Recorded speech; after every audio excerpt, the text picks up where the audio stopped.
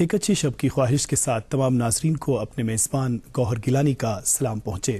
شعبہ خبر کی اس خصوصی پیشکش میں آج ہم بات کریں گے ایک ایسے مرض کی جسے ہیموفیلیا کہتے ہیں۔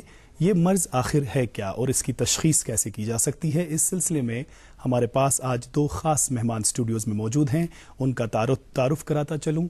ان میں سے ایک ہیں ڈاکٹر عبدالبصیر قادری، جو SMHS میں انچارج ہیں ہیماٹولوجی ڈپارٹمنٹ کے ہیموفیلیا کے، اور اس کے ساتھ ساتھ جو خود اس مرض میں مبتلا ہیں ہیموفیلیا میں، لیکن اس حوالے سے لوگوں میں آگہی پیدا کرنے کے لیے بہت کام کرتے ہیں، وہ ہیں سید ماجد قادری صاحب۔ دونوں مہمانان کا اسٹوڈیو میں خیر مقدم ہے۔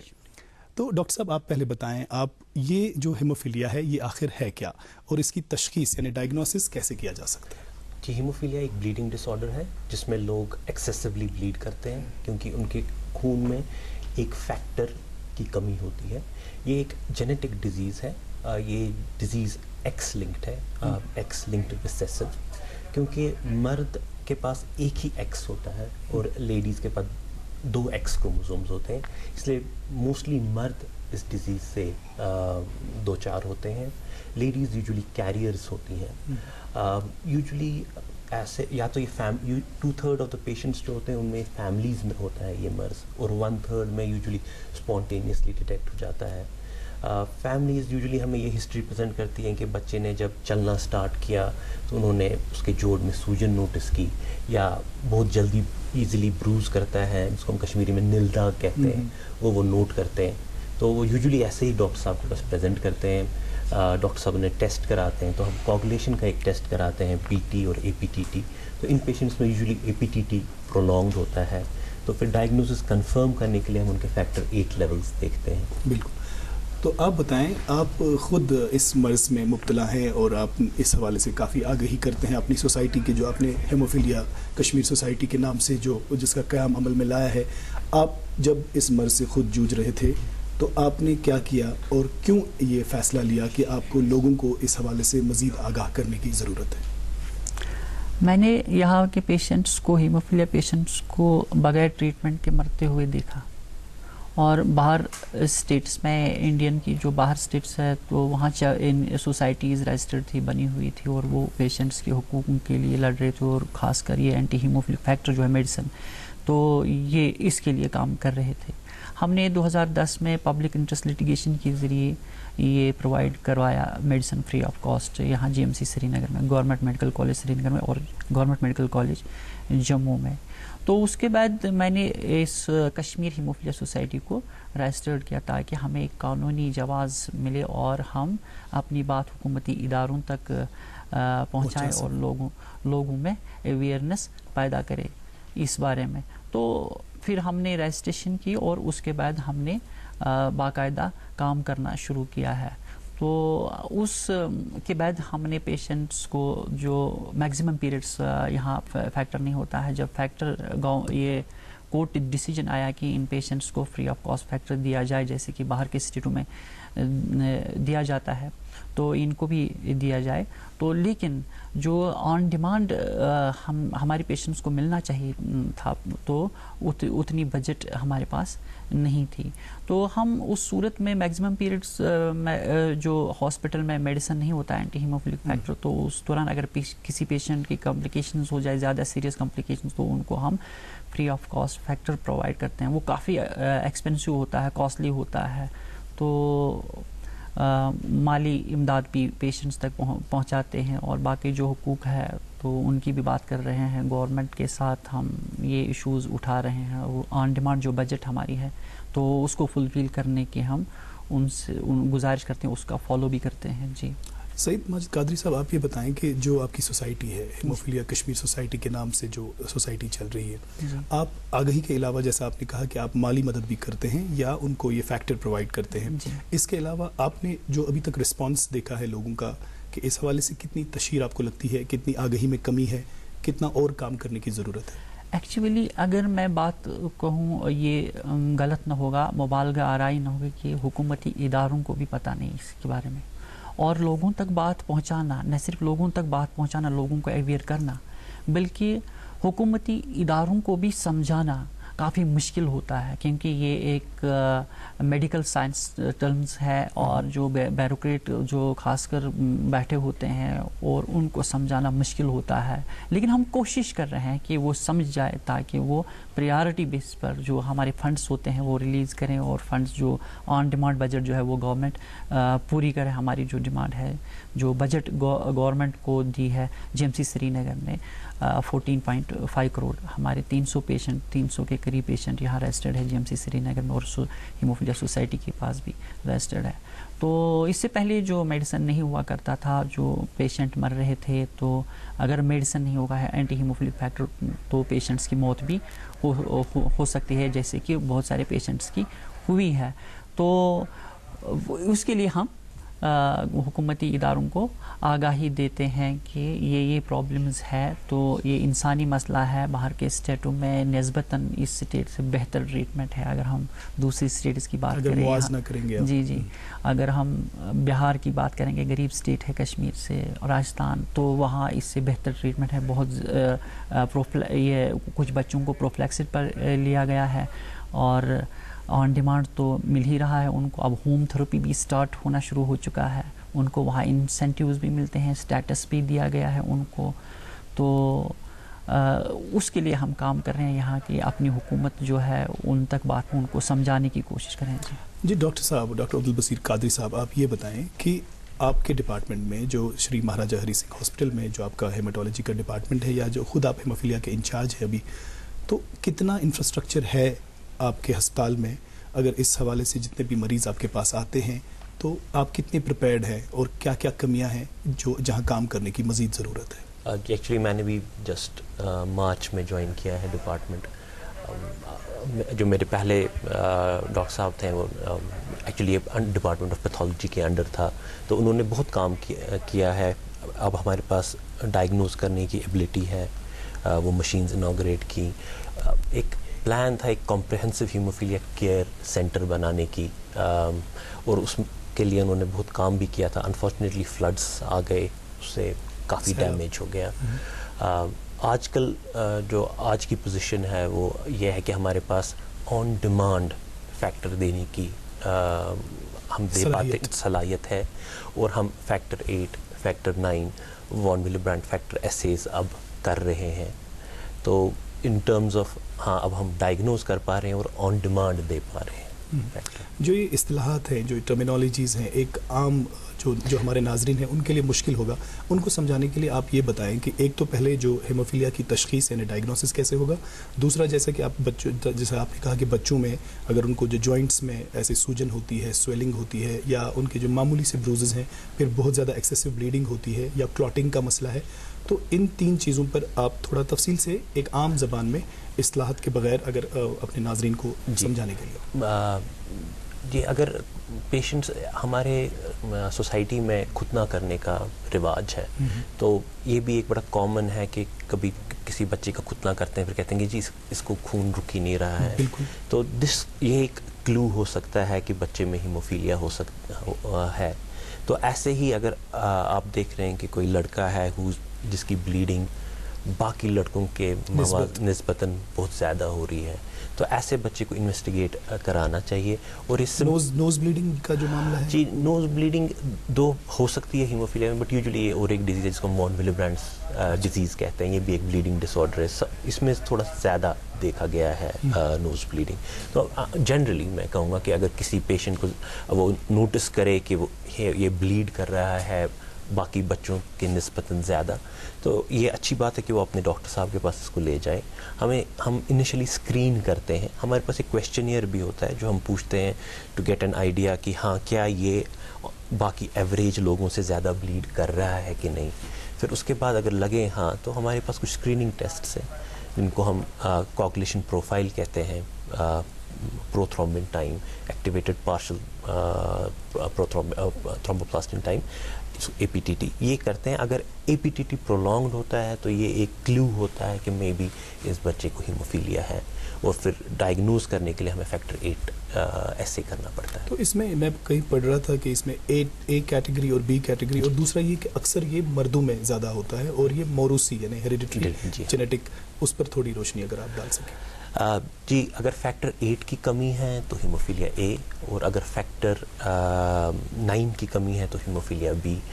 جسٹ آڈینس کے لیے کہ جو کوئین وکٹوریا تھی اس کو رائل ڈیزیز بھی کہا جی جاتا ہاں ہے. وہ کیریئر تھیں، اور اس کے ایک بیٹے کو ہیموفیلیا، اب مانا جاتا ہے کہ وہ ہیموفیلیا بی تھا، اور کیونکہ ان کی بیٹیوں کی شادی پھر یورپین فیملیز میں بھی، تو یہ جرمن، اسپینش وغیرہ، جی ہاں، اور رشین، تو ان میں بھی پھر وہ کیریئرز بن گئے، اور ان میں بھی ہیموفیلیا دیکھا گیا.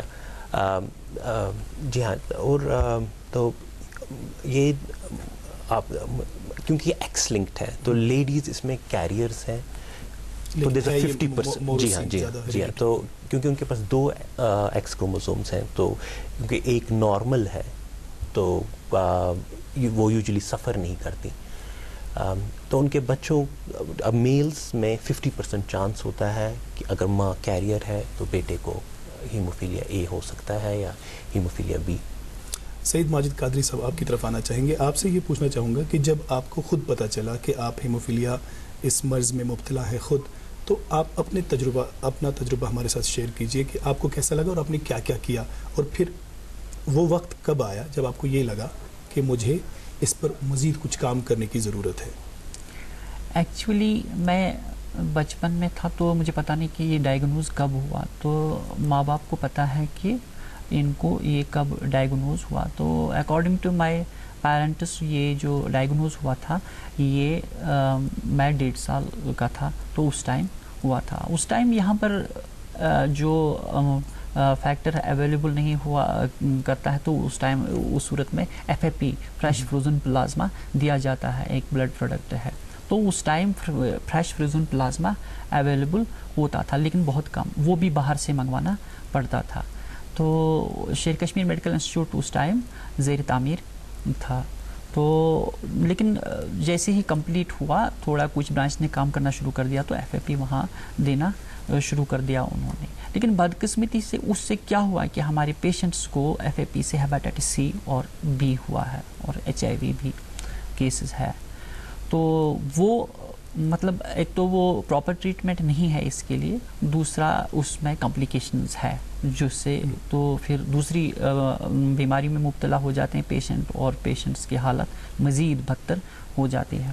تو میں نے 2010 میں ٹرمائل چل رہا تھا، تو میں ایکچولی 2008 سے کام کر رہا تھا. میں سوچ رہا تھا کہ اب اس کو رجسٹرڈ کر کے کام کریں گے، لیکن 2010 میں ٹرمائل چل رہا تھا تو مجھے بلیڈ ہوا ہے بیک میں. تو اس ٹائم فیکٹر یہاں ایک جگہ ملتا تھا یہ پامپور میں، تو لیکن وہاں جانے کے لیے رسائی حاصل نہیں ہوئی کیونکہ حالات بہت خراب تھے. تو اس ٹائم مجھے لگا کہ میں اب سروائیو نہیں کر پاؤں گا، کچھ کرنا چاہیے. جی. تو لیکن کسی طرح تو میرے جو پیرنٹس ہیں وہ وہاں پہنچنے میں کامیاب ہوئے، رسائی حاصل کرنے میں کامیاب ہوئے. رات کو تو وہ فیکٹر لائے انہوں نے، تو مجھے فیکٹر دیا گیا اور پھر اس کے بعد میں ہاسپٹلائز کیا گیا مجھے. تو اس ٹائم میں نے سوچا کہ اگر میں سروائیو کر پایا تو انشاءاللہ پہلا سٹیپ جو ہوگا کہ اس کو رجسٹرڈ کروں اور ان پیشنٹس کے حقوق کے لیے خاص کر یہ میڈیسن جو ہے تو اس کے لیے میں کام کروں گا. تو اس دن سے میں بالکل متحرک ہوں اور کام کر رہا ہوں انشاءاللہ الحمدللہ. تو ڈاکٹر صاحب آپ یہ بتائیں کہ ابھی جو آپ کا ڈپارٹمنٹ ہے کتنے لوگ آپ کے پاس آتے ہیں اس حوالے سے، اور یہ جو مریضوں کی تعداد کتنی ہوگی مجموعی طور پر، اور ان کے ساتھ جو آپ کی بات چیت ہوتی ہے تو آپ کو کیا لگتا ہے کہ ہمارے سماج میں اس حوالے سے بیداری کس درجے پہ ہے ابھی؟ کیونکہ یہ ریئر ڈیزیز ہیں تو بیداری اوبیسلی کم ہے، جتنی ہونی چاہیے اس سے بہت کم ہے. ایون ڈاکٹرز کیونکہ ہارڈلی جو ہیموفیلیا اے ہے اس کی انسیڈنس 1 in 10,000 اور ہیموفیلیا بی کی 1 in 50,000 انسیڈنس ہے، تو ڈاکٹرز بھی زیادہ ہیموفیلیا دیکھتے نہیں ہیں. تو اسی لیے اویئرنیس کم ہے. ہم چاہتے ہیں کہ اویئرنیس بڑھے. اس کرنٹلی اراؤنڈ 298 پیشنٹس رجسٹرڈ ہیں. 298 جی ہاں، اراؤنڈ 298 پیشنٹس رجسٹرڈ ہیں جو بہت کم ہے ایز پر آر پاپولیشن.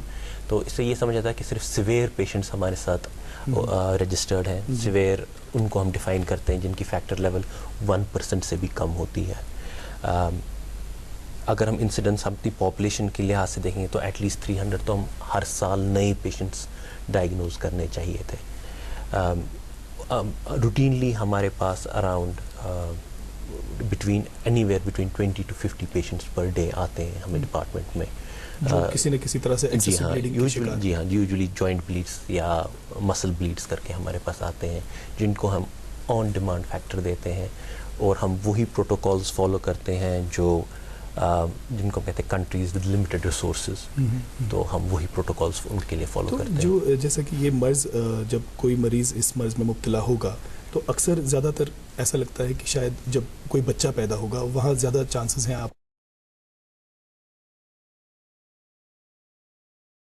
یہ نوٹس کرنے کے لیے, جیسے آپ نے سرکمس کا ذکر کیا, ختنے کا ذکر کیا, یا بچہ کرال کر رہا ہے تو اس کے گھٹنوں میں یوزلی وہ چلنا اسٹارٹ کرتا ہے تو یوزلی گر جاتا ہے. تو آپ جو یہی جو والدین ہیں یا عام لوگ ہیں ان میں آگہی کو بڑھانے کے لیے اپنے ڈپارٹمنٹ کی طرف سے, اپنے شعبے کی طرف سے کیا آپ نے کبھی سیمینارز کا انعقاد کیا یا لوگوں میں آگہی بڑھانے کے لیے کچھ آپ نے نیوز پیپر ایڈز کے ذریعے یا کیمپینز مہم ایسی کوئی چلائی؟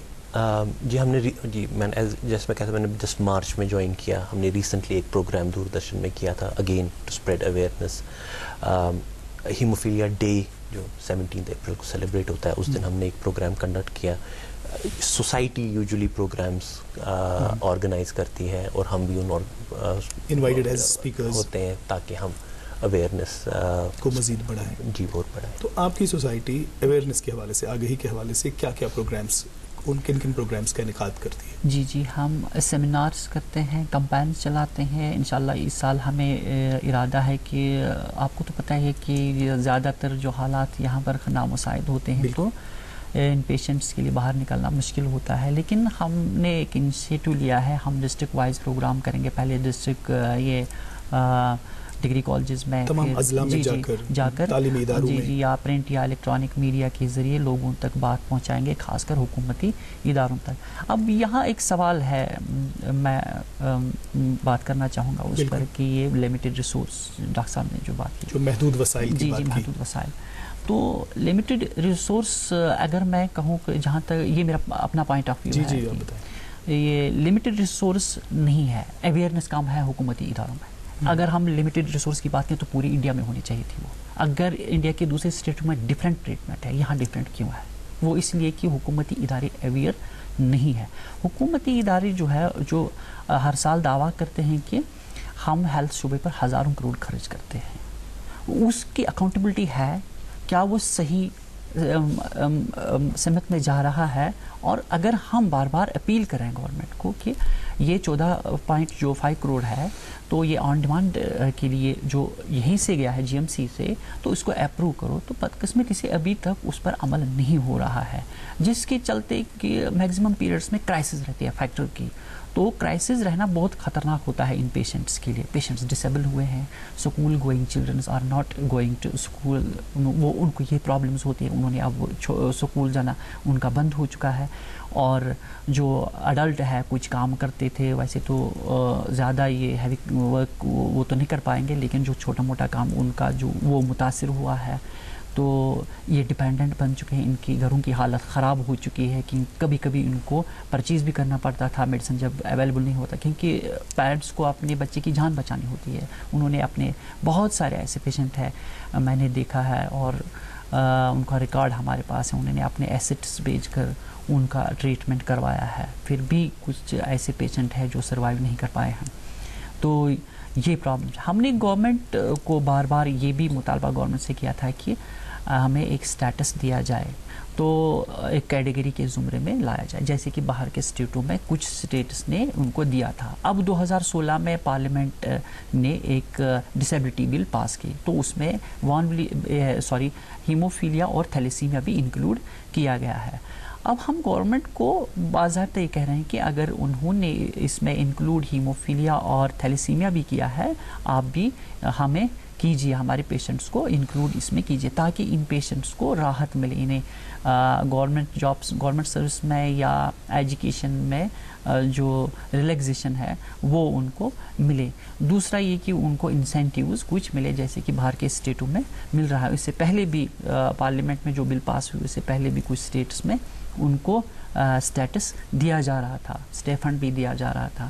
تو اس کے لیے ہم گورنمنٹ سے گزارش کر رہے ہیں اس پروگرام کے ذریعے سے بھی اگر ان تک بات پہنچے تو وہ اس چیز کو دیکھیں اور پیشنٹس کی میزریز اور ان کے پیرنٹس کی میزریز کو سمجھیں، تو ان کو اگر یہ چیزیں تو ان کو کسی حد تک راحت مل سکتی ہے. دیکھیے ڈاکٹر بصیر صاحب جو ہیں حکومتی نمائندے نہیں ہیں یہاں پر، ہم احتساب کی جو عدالت ان کو نہیں لگائیں گے، یہ ذمہ دار نہیں، انہوں نے ابھی حال ہی میں جوائن کیا، لیکن جی بالکل آپ کو پورا حق ہے اپنا پوائنٹ آف ویو رکھنے کا. میں آپ سے سوال پوچھنا چاہتا تھا کہ جو یہ ہیموفیلیا کے حوالے سے ظاہر ہے یہ ایک بہت ہی ریئر بیماری ہے اور آپ طبی ماہر ہیں، خود اس مرض میں مبتلا ہیں اور کام کر رہے ہیں.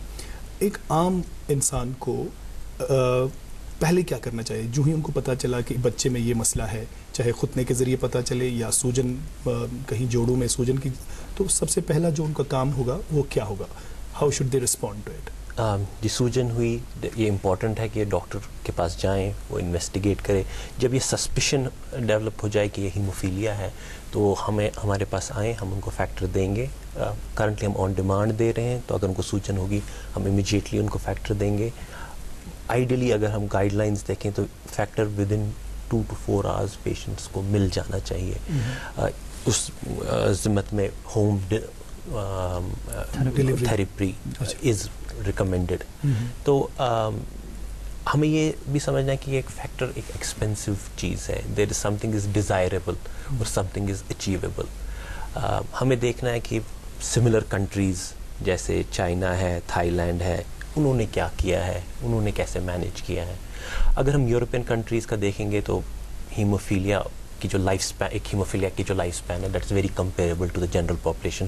صرف 2 سال یا 3 سال کم تھا.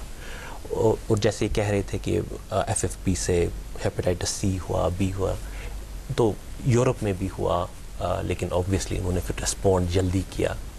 تو ان کی بھی انفارچونیٹلی یہاں تو سی اور بی ہوا، وہاں تو بہت HIV ہوا. And they lost a lot of their young people hemophiliacs اس ایپیڈیمک میں. ابھی بھی میں حساب جسٹ چیک کیا میں نے، ہم نے لاسٹ ایئر 3 کروڑ بجٹ تھا ہمارا، اور اگر ہم ویسے دیکھیں گے تو سارے 300 جو سارے سیویئر ہیموفیلیاکس ہوتے ہیں they don't always come, only some patients come, especially جب جن کو ہم کہتے ہیں ہیموفیلک آرتھوپیتھی، جب ان کو ایک بار ہو جاتی ہے تو وہ ریکرنٹلی بلیڈ کرتے ہیں. تو جو یہ گروپ ہوتا ہے یہ انفارچونیٹلی بہت بار منتھ میں ہم آن این ایوریج دیکھا گیا ہے کہ اراؤنڈ 8 to 12 بلیڈس بھی ہو سکتی ہیں. تو جیسے کہہ رہے تھے ہفتے میں اگر آپ 2 بار آ رہے ہیں تو آپ کی اسکولنگ افیکٹ ہو رہی ہے، آپ کی زندگی ایک طرح سے اجیرن بن جاتی ہے، آپ اپاہج ہو سکتے ہیں. تو آپ دیکھیں تو ہم اگر اپروکسیمیٹلی دیکھیں تو government at this level is spending almost 3 lakhs per year on each patient. obviously ہم چاہیں گے کہ گورنمنٹ ہمیں اور ریسورسز دے تاکہ ایٹ لیسٹ اگر ہم ویسٹ کے برابر نہ آ جائیں، ایٹ لیسٹ جو ادر کنٹریز ہیں ان کے برابر آ جائیں.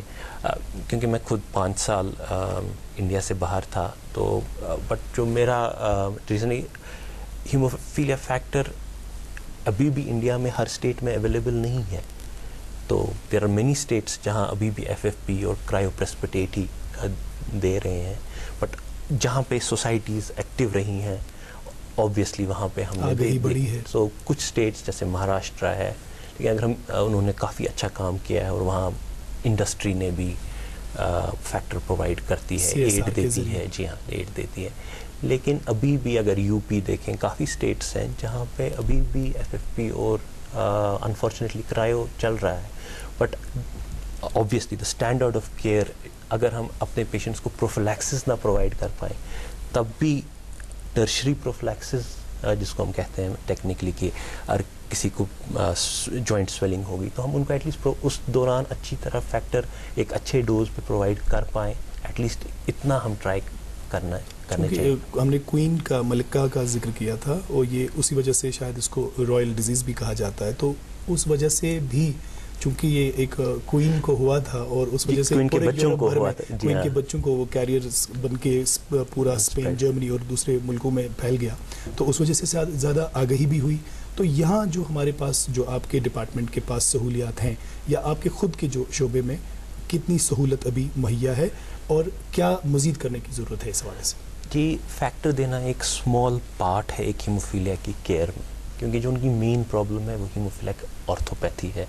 تو جو باہر کا ہے یا جو گائیڈ لائنس ہے, آپ کو ایک کمپریہنسو کیئر سینٹر ہونا چاہیے ان کو ٹریٹ کرنے کے لیے, اور اس میں موسٹ امپورٹنٹلی ایک ٹیم اپروچ چاہیے ہم کو ایک فزیو تھراپسٹ چاہیے, ہم کو ایک آرتھوپیڈیشین چاہیے, ہمیں ایک کاؤنسلر چاہیے, ہمیں ایک جینیٹسٹ چاہیے.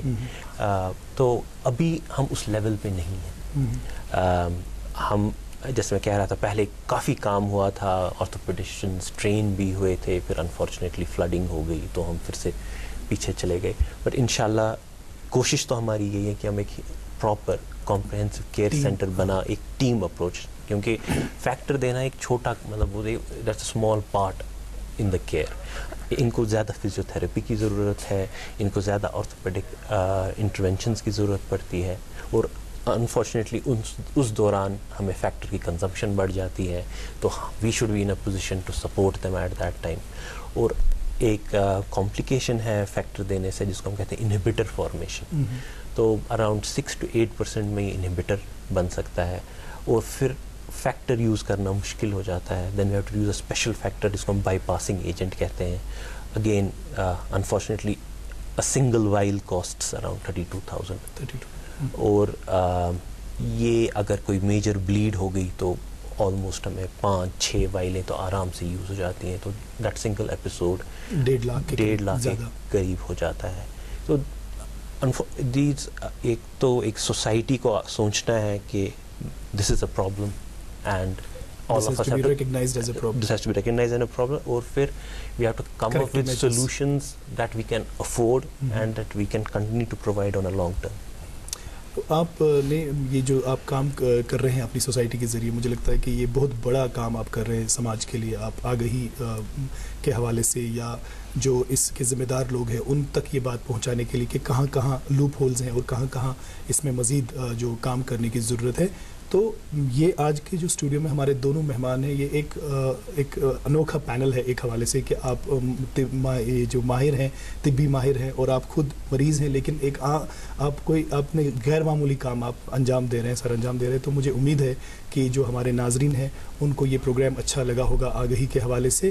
اور اس کے ساتھ ہی ہم یہ چاہیں گے کہ آپ دونوں مہمانان کا یہ اسٹوڈیو میں آنے کے لیے بہت بہت شکریہ, اور مجھے امید ہے کہ ناظرین کو بھی یہ پروگرام پسند آیا ہوگا.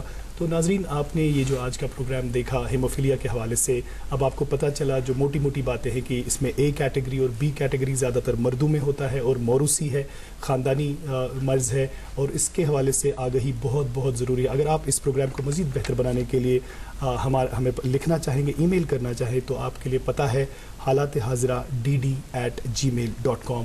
میں آپ کو بتاتا چلوں ایک بار پھر, HALATEHAZIRADD@gmail.com. اسی کے ساتھ اس پروگرام کا وقت اب ختم ہوا چاہتا ہے, اس امید کے ساتھ کہ آپ کی شب اچھی گزرے.